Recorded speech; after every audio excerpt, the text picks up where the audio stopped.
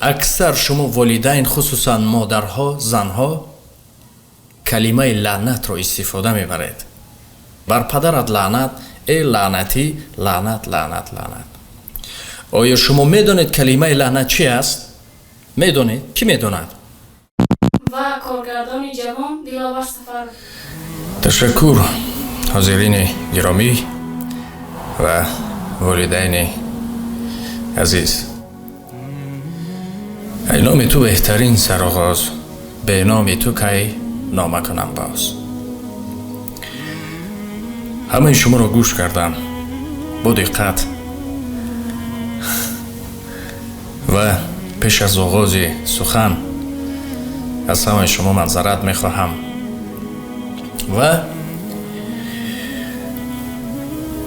اکثر ما وقتی که باغ میکنیم، وقتی باغ را نگاه بین نمی کنیم بعد شکایت میکنیم، یا اگر که تصور کردیم عمارت میکنیم مهنت که نکردیم بعد شکایت میکنیم. باره هم فکر نکردیم که نقصانهای فرزندان ما شاید ما هم عیبدار باشیم، شاید خوب تربیه نکردیم و دیگر و دیگر.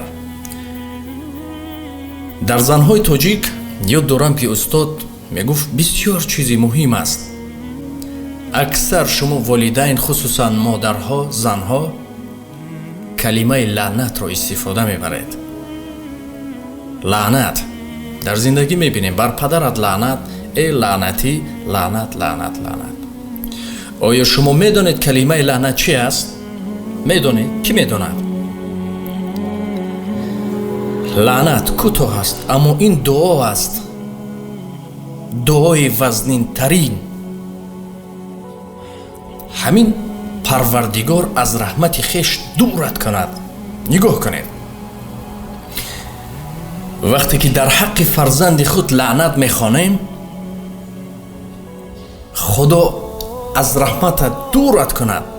بعد فردا شکایت میکنیم، پگاه شکایت میکنیم که فرزندی من ناخلف شد، فرزندی من دوست شد، فرزندی من تروریست شد، فرزندی من این شد، فرزندی من گپ من رو گوش نمیکنه. خودت دعایش کردی. مادر خودت دعایش کردی. آیا نمیدونید که دعای والدین مستجاب است؟ حالا اطراف این قصه هست نقل میکنم، اما وقتی که لعنت میگوییم از آسمان میفراید، همین جا میایستد، گویا که شما همین یراق را جور میکنید میایستد. هر باری که کلمه لعنت را استفاده بردید میفراید، میزند. خدا از رحمتش دورت کند، خدا اینت کند آنت کند. در پای فرزندهاتان خار زند شما میسوزید. در پای فرزنداتان خار زند خود شما میسوزید. پس چرا؟ اکثر مادرها رو من دیدم در بعضن جایها گفتم که اپا جان یا مادر این کلمه رو استفاده نبرید. گفتن که عادت شده است بچم، عادت شده است. اما این عادت رو آهسته آهسته باید دور کرد. این عادت رو باید دور کرد والدین عزیز. ساده است لعنت. بعدن استادها میگفتن که فقط ابلیس را شیطان را لعنت میکنن، اما ما بی ملال با حضور فرزندان را لعنت میگوییم. در زندگی بسیار هست. بخشش میپرسم سخت و نرسد. عابد نقل میکند که چگونه پای چپش را از دست داد. زمان گفت یک پرنده را قپیدم، نامش فراموش شد. زمان یک پرنده را قپیدم گفت، در پایش رسپانه بستم و بازی کردم، اما پرنده داخل یک سوراخی شد و من زور زدم اون بیچاره اون طرف کشال میداد. همین طرف شد که پایش کنده شد. مادرم این منظره را دید و مادر گفت که خدا هر کاری که کردی تو را همین چنین کند. مادر همین گونه در حقش دعا کرد. در بین سالها گذشت و با سبب صدمه یا چیزی پای چپش رو وقتی که از دست داد زود همین یادش آمد. او خود می نویسد، این عابد خود می نویسد، میگه که دعای مادرم هنوز یادم هست. قصه موسی رو یاد دارید و یا که دیگر قصه هایی که دعای مادر چگونه است. دعای والدین، دعای مادر خصوصا بی پرده است در نزد پروردگار. استاد می گفت چرا در کتاب قرآن ذکر شده است که اکثر زنان واردی دوزخ می شوند؟ چرا؟ همه خاموش بود. می گفت از سبب زبان هاشان، که از سبب که همین از این سبب بیشتر. برای همین از شما احترامانه خواهش می نمایم که کمی هم باشد اوید این مسئله جدی باشید. دعای شما مستجاب است. فرزندان خود را دعا نکنید. و برابر این ما نمیگوییم که فرزندها بیگناه هستند. شما نیز فرزندها کوشش کنید که پدر و مادر را به حالت نگذارید که شما را دشنام دیند، دعا کنند و چیز دیگر. زیرا همین منظره برگشتنی است.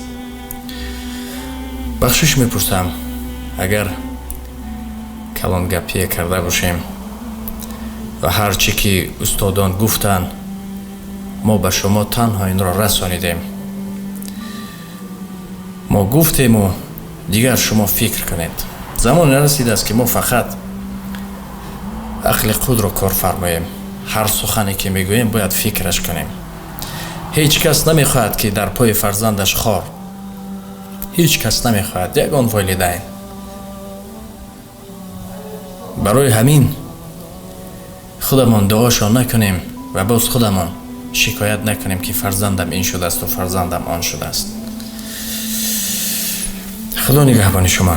تشکر.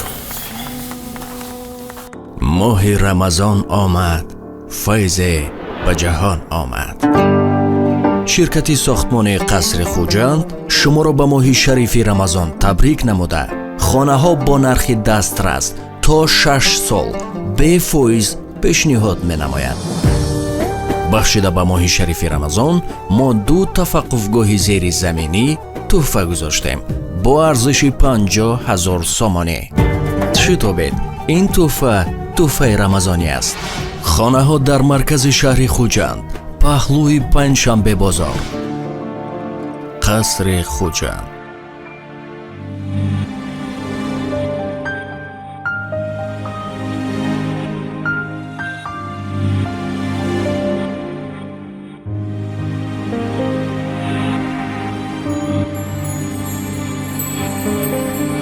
به همه نور جلو، به همه دست سخا، به درود و به دعا رمضان آمده است. رمضان آمده است. به همه نور جلو، به همه دست سخا، به درود و به دعا رمضان آمده است. رمضان آمده است. همه یک جا گوید اهل امت صلوات بر محمد، صلوات بر محمد، صلوات. همه یک جا گوید اهل امت صلوات بر محمد، صلوات بر محمد، صلوات بر محمد، صلوات.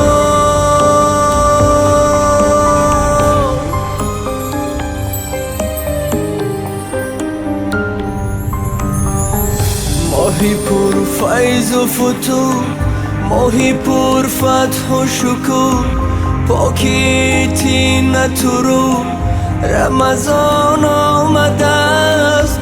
بهر دلهای حلیم بسم رحمان رحیم، از خداوند کریم رمضان آمده است فصل گل بیز نیاز دل ایمان بنواز به طهارت به نماز رمضان آمده است رمضان آمده است همه یک جا گوید اهل امت صلوات بر محمد صلوات بر محمد صلوات همه یک جا گوید اهل امت صلوات